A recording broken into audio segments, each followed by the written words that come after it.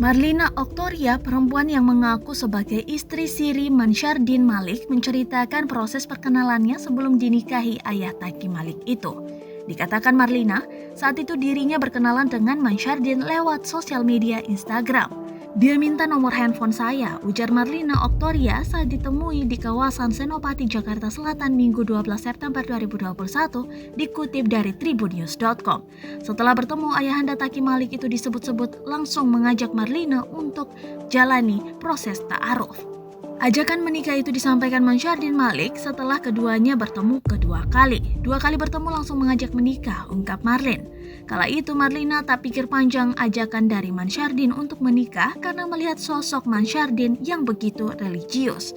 Sayangnya, 2 bulan ia menyandang status istri siri. Marlina mengaku tak pernah dikenalkan ke keluarga Mansyardin.